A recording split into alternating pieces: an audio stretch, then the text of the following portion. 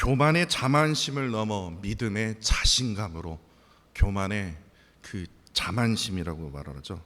그 자만심을 넘어 믿음의 자신감으로라는 제목을 가지고 말씀을 전하도록 하겠습니다. 제가 김동호 목사님을 좀 좋아하는데요.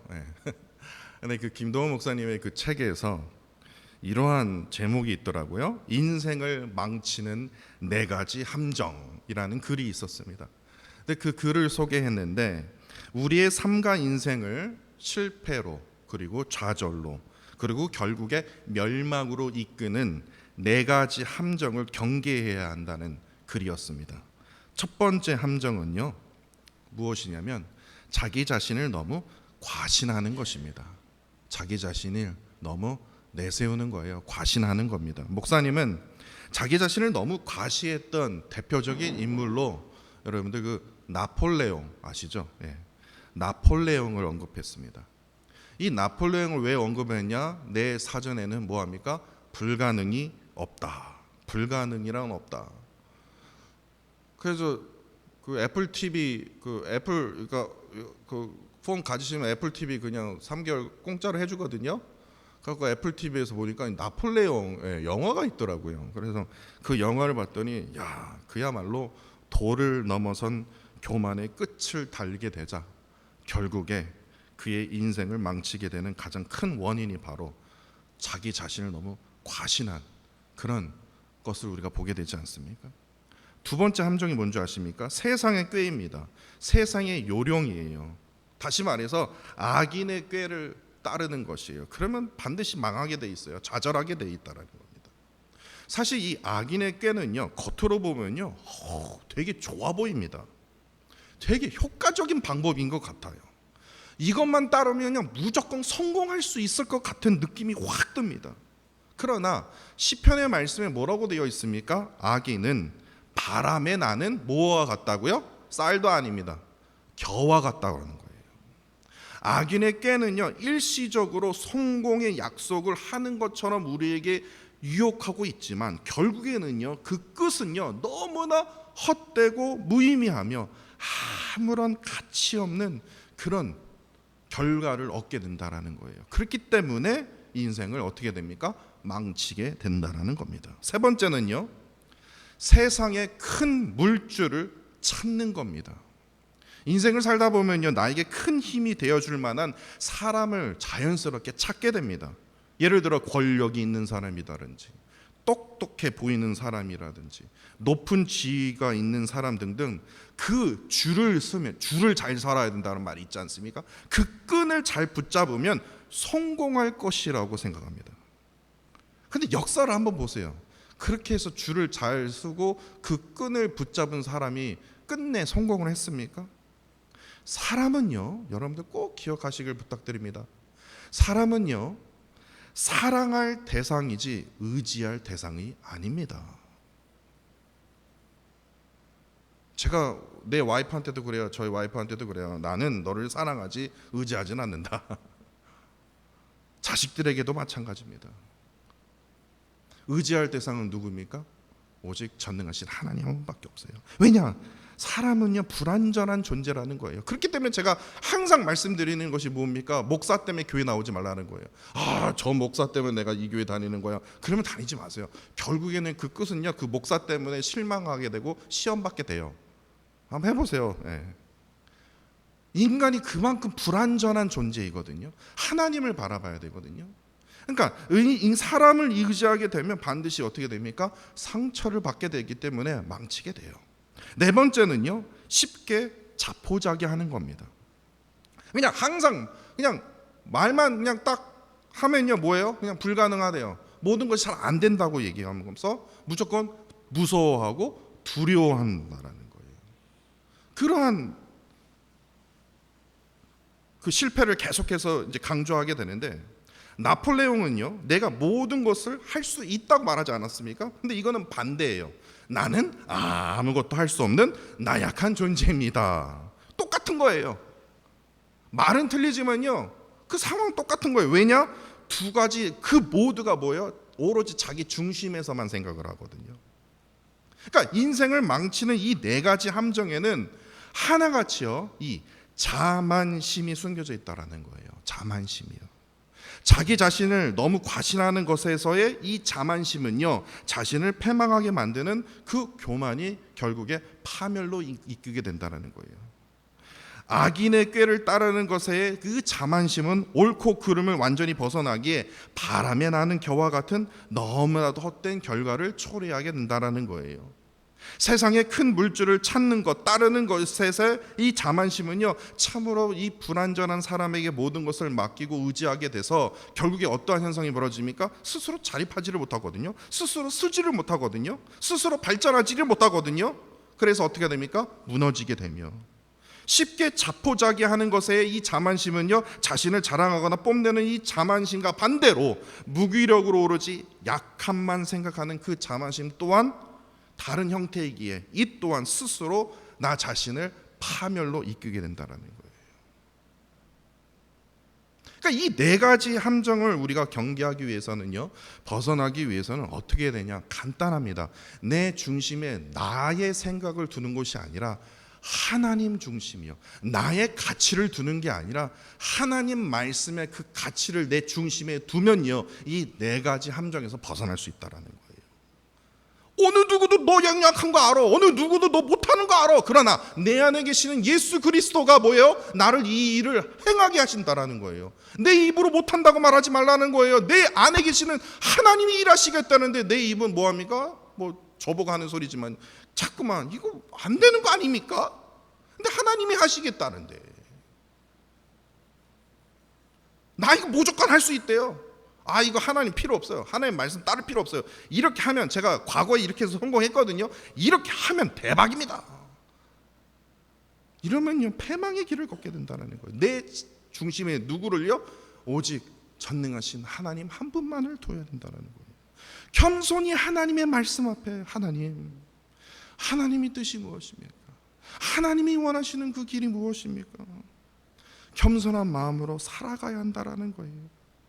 자만심을 내려놓고 겸손히 하나님만을 의지하며 하나님의 그 지혜와 인도하심을 따를 때만이 뭐합니까? 세상에서 이 악한 세상에서 우리가 승리할 수 있다라는 겁니다. 그렇게 오늘 설교의 제목입니다. 교만의 자만심이 아니다라는 거예요. 자만심이 아니라 뭡니까?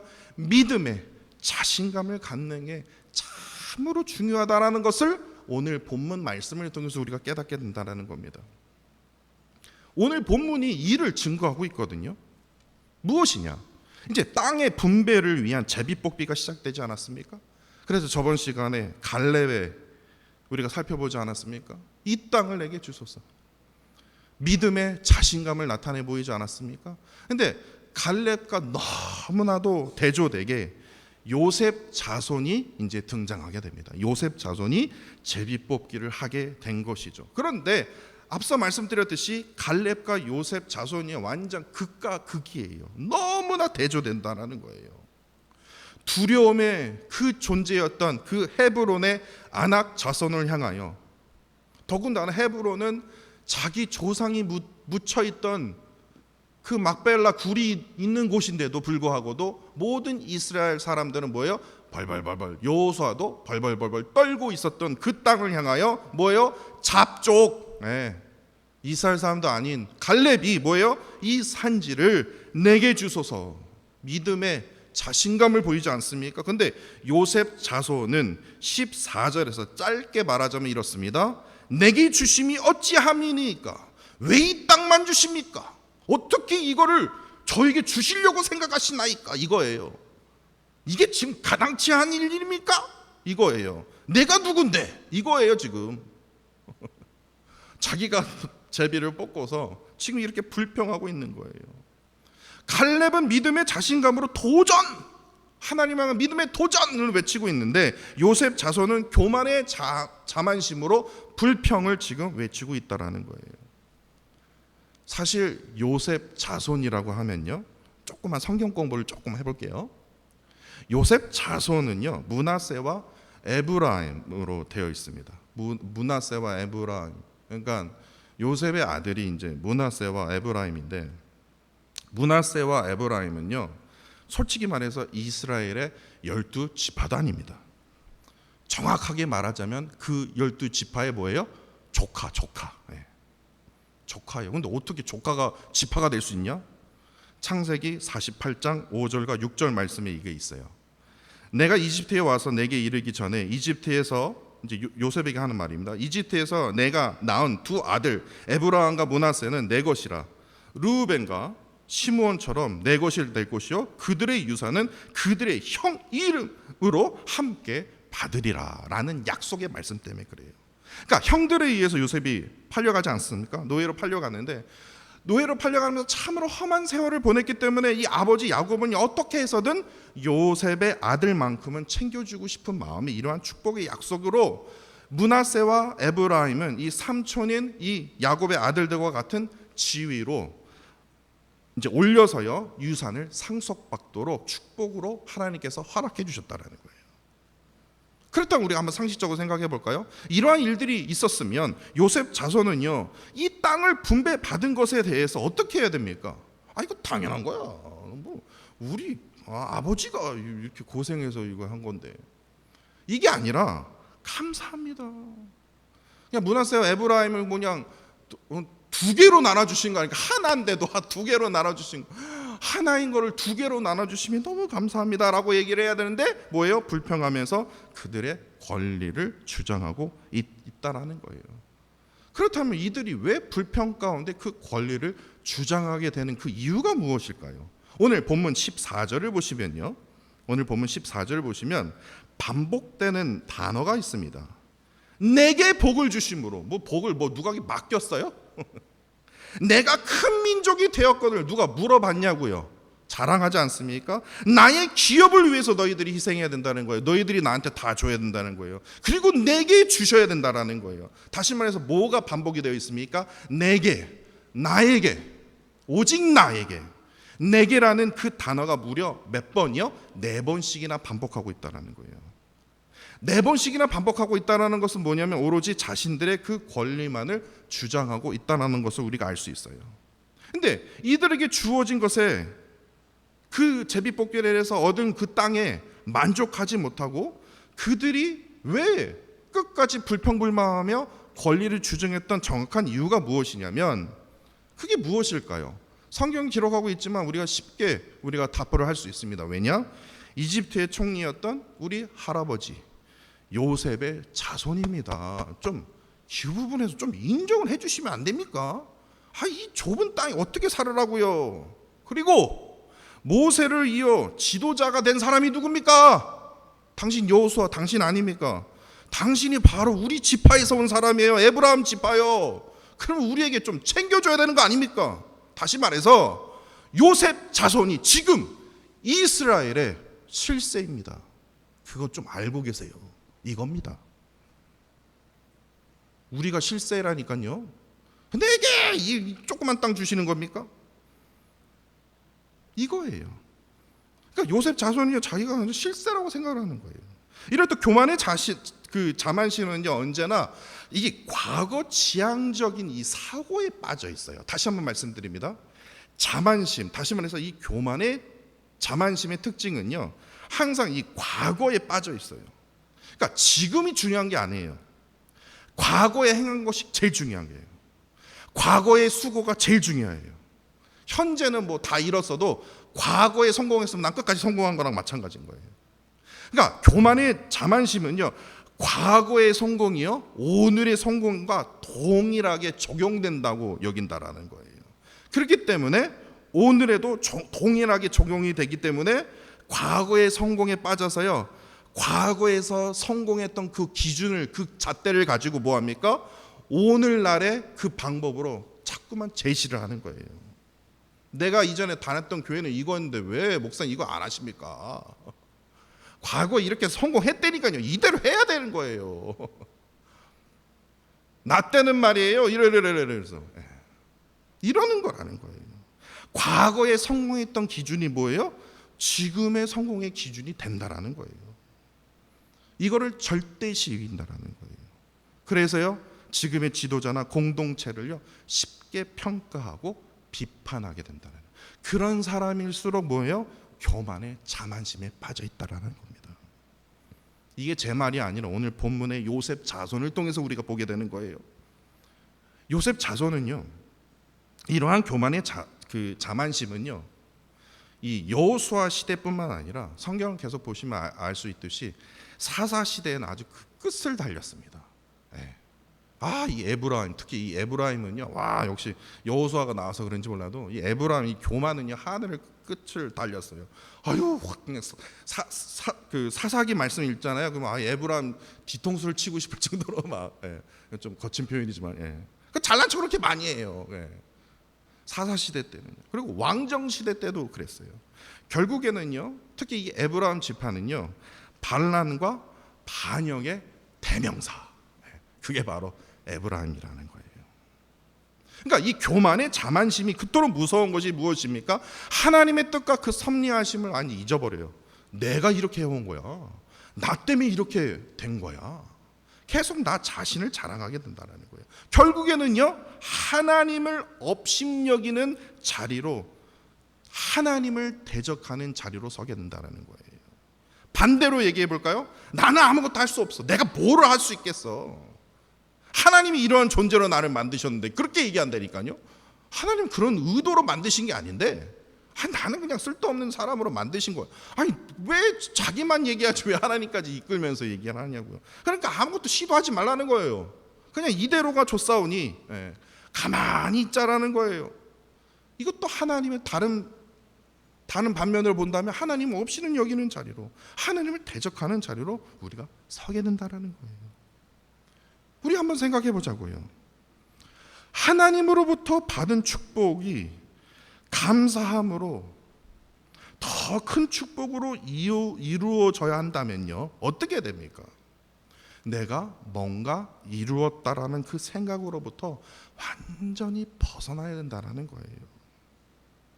요셉 자손처럼요, 조상으로 인해서 축복받은 것이, 그래 축복받았죠. 근데 그것이 자신만의 노력과 열심으로 이루어진 것처럼 살아서는 안 된다는 거. 그것이 뭡니까? 패망으로 걸어가는 길이라는 거예요.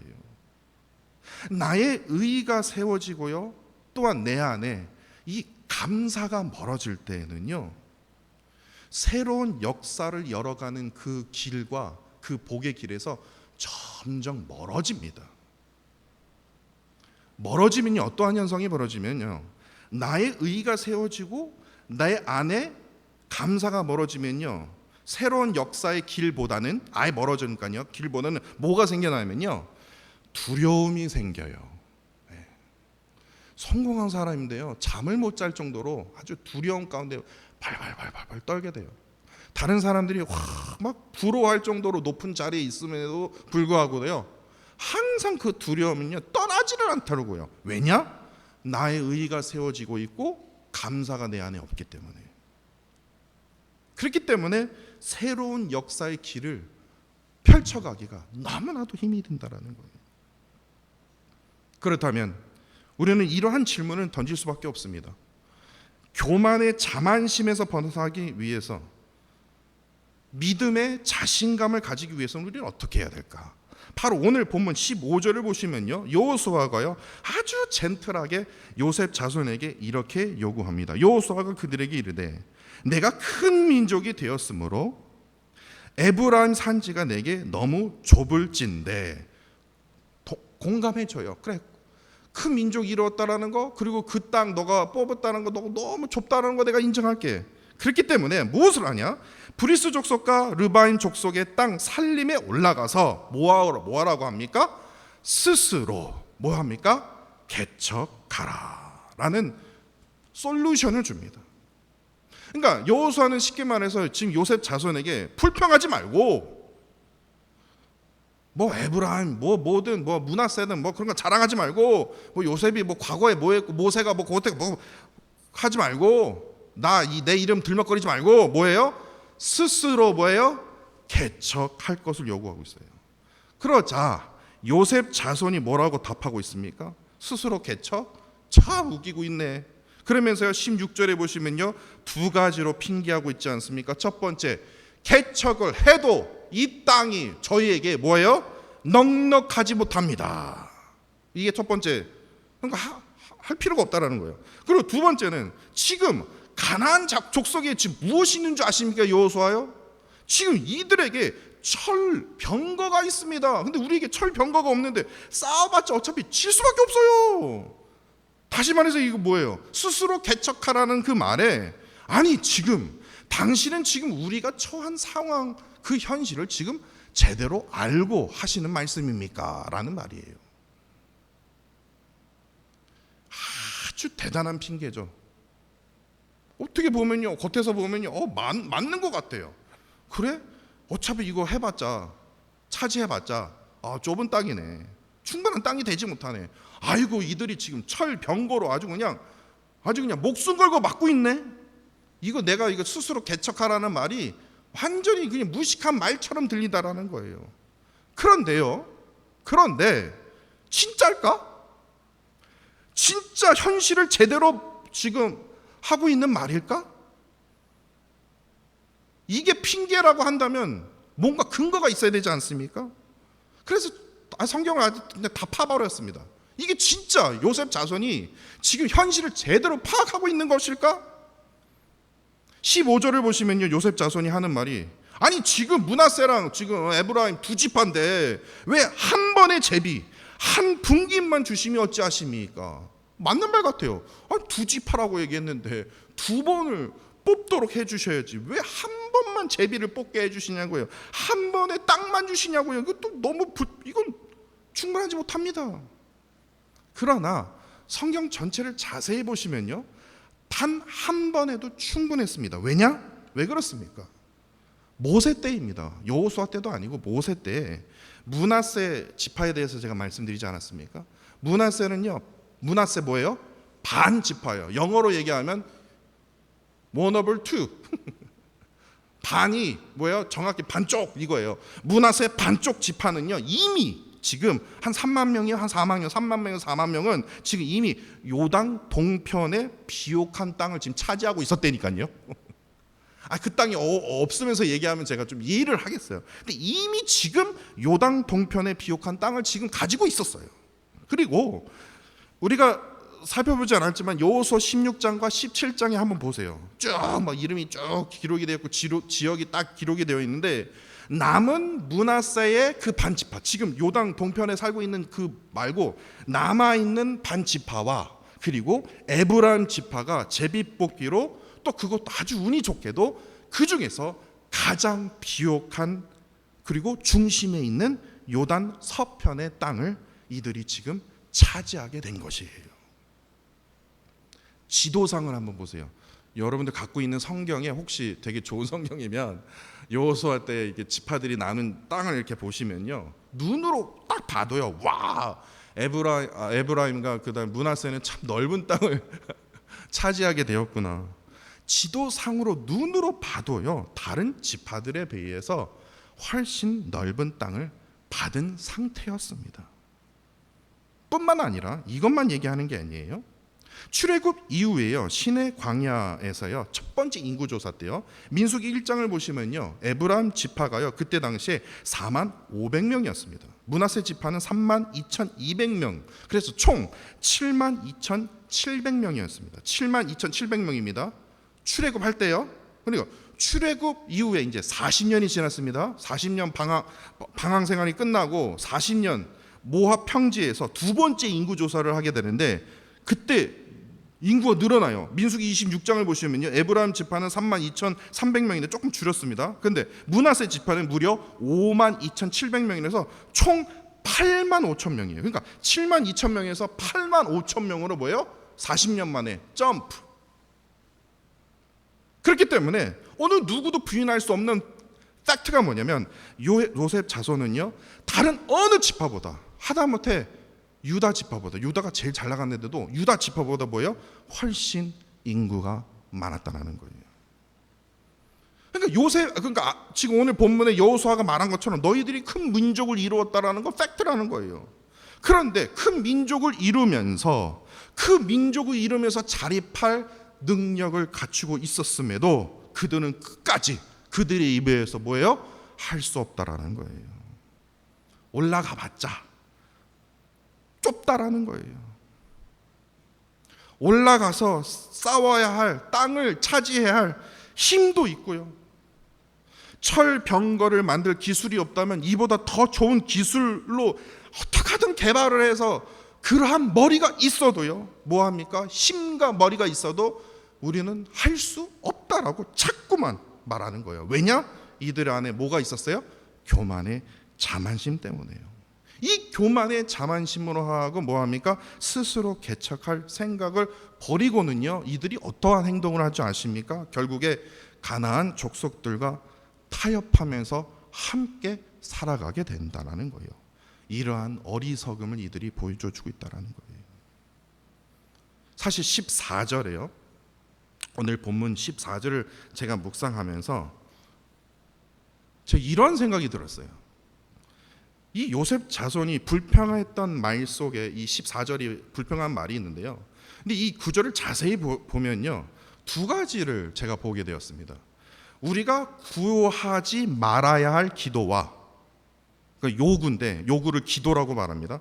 구하지 말아야 할 기도와 구해야 할 기도를 이 오늘 본문 14절에서 우리에게 지금 보여주고 있다는 거예요. 다시 말해서 이게 무슨 말이냐면요, 교만의 이 자만심으로 14절을 보시면요, 교만의 자만심입니다. 교만의 자만심으로 14절을 보면요, 이런 식으로 하나님께 나아가잖아요. 여호수아께 나아가면 우리는 하나님께 이렇게 기도하게 돼요.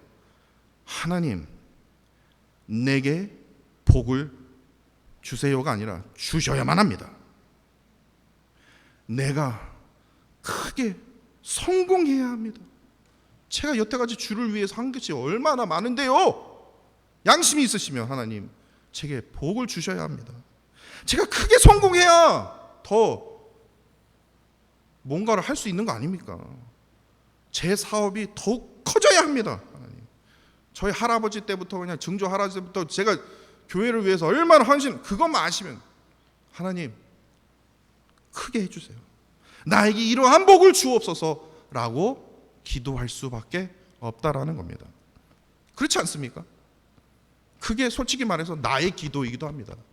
우리 장인어른, 우리 아버지 목사님인데, 아버지 하나님 진짜 양심 있으시면 저에게 복을 주셔야죠. 저도 지금 주의 길을 걸어가고 있는 상황에서 하나님께서 저에게 복을 주셔야죠. 당연한 거 아닙니까? 복을 주셔야 됩니다. 크게 성공해야 됩니다. 그래야지 하나님의 이름에 먹칠하지 않는 거예요. 하나님 이거 아세요? 이렇게 기도하게 된다는 거예요. 그런데요, 믿음의 자신감으로 오늘 14절의 요구에 따라서요, 약간 변형해서 우리가 기도하게 되면 이렇게 들려요. 이렇게 기도하게 돼요. 흘러 넘치는 복이 전달되기를 간절히 원합니다. 섬기기 위해서 크게 하나님 성공하게 하여 주옵소서. 더 많이 낮아지기 위해서 더 크게 성공하게 하여 주옵소서. 주의 나라가 더 확장되도록 하나님 나에게 더 큰 은혜를 부어 주옵소서. 하나님의 기업입니다. 나의 기업이 아니라 하나님이 나에게 이 기업을 허락하셨으니 하나님의 그 기업이 커져서 나누고도 넘치게 하여 주옵소서. 이를 통해서 하나님, 이게 중요한 겁니다. 전능하신 하나님 한 분만이 나의 복의 근원 되심을 이 악한 세상이 깨닫게 하여 주옵소서. 이러한 기도가 나와야 된다는 거예요. 왜? 저는요, 요셉 자손을 보면서 너무나 답답한 게 이겁니다. 아니, 넓은 땅 받았지 않았냐? 다른 지파들보다 더 많은 것을 누리지 않았냐? 예수 그리스도의 그 사랑을 깨닫지 않았냐? 다른 사람 구원받을 때가 먼저 구원받았지 않았냐? 그러면 그 넓은 그 받은 사랑만큼, 넓은 그 은혜만큼 뭐합니까? 약한 민족들에게 나눠줘야 되는 거 아닙니까? 근데 오로지 나만 내게 복을 주셔야 합니다. 더 기업이 커져야 됩니다. 이렇게 우리는 기도하고 있다라는 거예요. 큰 민족을 이룬 이 요셉 자손은요, 어떻게 하든 다른 약한 지파들을 위해서라도 갈렙처럼요, 자진해서요, 자진해서 싸웠지만요, 더욱더 자진해서 갈렙이 말하기 이전에 이들이 먼저 이미 요당 동편을 차지했으니까요, 더 자진해서 힘써 싸워서 그래, 이 땅 너희 가져라, 이래야 되지 않습니까? 근데 오늘날의 기독교가 어떻습니까? 스스로 개척할 능력이 없다라는 거예요. 받은 축복을요 그냥 권리로 여기지 그 권리를요 섬김과 나눔의 도구로 삼지 않는다라는 게 우리가 가진 가장 심각한 문제이지 않습니까? 그러나 교만의 자만심으로 가득 타 있다면요 우리는 절대로요 하나님의 그 뜻을 이룰 수 없다라는 거예요. 우리가 하나님을 왜 믿습니까? 근본적인 질문이죠. 우리가 하나님을 왜 믿습니까? 그냥 단지 그냥 잘 먹고 잘 살기 위해서? 그렇다면요 하나님의 믿는 게 아니요 그냥 잘 믿고 잘 살기 위해서라면 지금 여기 예배 드리지 말고 지금 주일날 일해야 돼요. 예. 수학적으로 계산해도 지금 주일날 일하는 게 대박이에요. 즉 칙필레이처럼 주일날 문 닫는 것은요 그건 말이 상식적이지가 않은 거예요. 왜 주일날 왜 문을 닫습니까? 문을 열어야죠. 그러니까 하나님 믿는 것 자체가 그냥 내가 그냥 잘 먹고 잘 살기 위해서요. 그래서 일을 해야 된다, 공부해야 된다. 하나님을 믿기 위해서는 그렇지 않는다는 거예요. 하나님을 믿는 우리는요 요셉 자손처럼요 교만의 그 자만심으로 자기의 권리만 따지고 챙기기에 살아가지는 않는다는 거예요. 왜 그러냐? 예수님께서 우리에게 보여주셨거든요. 예수님께서도요 나는 섬김을 받기 위해서 이 땅에 온 것이 아니라 뭐합니까? 더 많이 섬기기 위해서, 더 많이 섬기기 위해서 그러한 그리스도인이 되어야 된다는 겁니다. 이러한 믿음의 자신감으로 교회와 성도들을 섬기며 더 나아가 우리 루이빌 지역에 하나님의 나라를 우리가 만들어 가야 된다는 거예요. 사람이 모이면 기쁘죠. 사람이 점점 많아지면 더 힘이 세지죠. 그런데 사람이 모이는 것에 사임이 점점 모이는 것에 기뻐하는 성도가 아니라 은혜를 나누는 것에 기뻐하는 성도가 되어야 된다는 거예요. 저는 진짜 내가 이 문장을 쓰면서 한 10,000명이나 20,000명 모이는 교회에서 제가 이 말을 했으면 이게 더 말이 더 이게 더 세질 텐데. 진짜 그래요. 솔직히 그래요. 사람 모이는 거요. 저 기분 좋습니다. 새로운 사람이 있으면 저 기분 좋아요. 근데 그런 기뻐하는 목사가 아니라 뭐 합니까? 내 안에 살아서 역사하시는 그 하나님의 그 은혜를 나누는 것에 기뻐하는 목사가 되어야 된다는 거예요. 성도가 되어야 된다는 거예요. 물질이 모이는데 기뻐하지 않는 사람이 어디 있겠습니까? 그러나 물질이 모이는 것에 그 작은 물질에 그냥 기뻐하는 성도가 아니라 뭐 합니까? 축복을 나누고 섬기는 것에 기뻐하는 성도가 되어야 된다는 거예요. 왜냐? 우리가 이미 그것을 다 받으면서 누리고 있기 때문에 그렇습니다. 우리 모두가 하나님께 받은 그 축복을 감사히 여기십시오. 그리고 감사히 여김으로 그것이 작든 크든 상관없이 그 축복을 나누고 섬기는 도구로 삼아서요 전능하신 하나님 그의 그 이름을 영광 돌리는 그러한 저와 사랑하는 성도 여러분들이 되시기를 간절히 원합니다. 교만의 이 자만심을 버리고 믿음의 이 자신감으로 나아가 하나님께서 우리에게 주신 그 사명을 감당하며 하나님의 교회를 온전히 섬기는 저와 사랑하는 성도 여러분들이 되시기를 간절히 원합니다.